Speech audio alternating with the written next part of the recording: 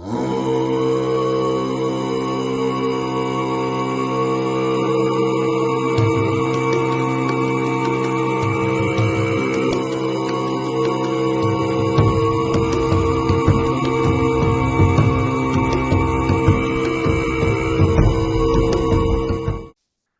Nagarjuna gives the example of planting a little tree in a field, say an apple tree or something. He doesn't say what kind, but when we're with the 3 higher trainings, when we first plant it, in India, they'd put a little fence around it.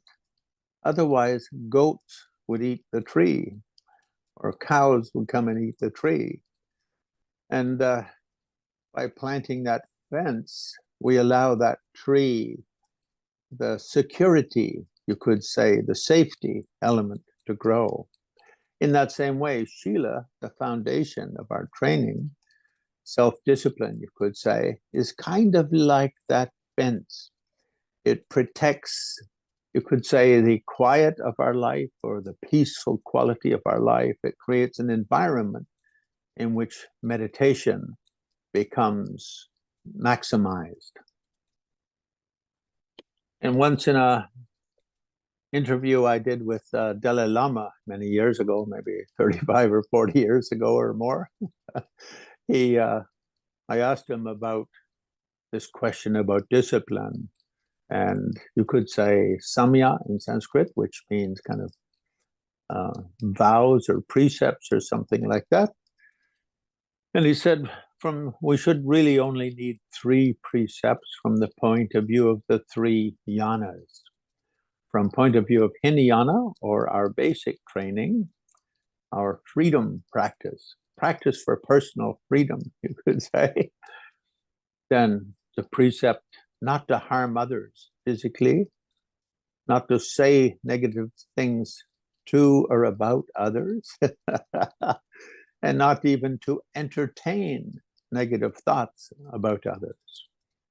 In other words, the first precept from point of view of Hinayana, or the simple basic practice, is not to harm anyone physically or verbally or thought projection.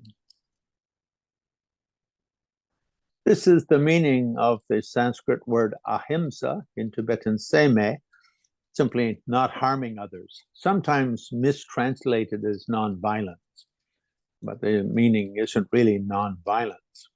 It's not harming others. One can harm others in nonviolent ways.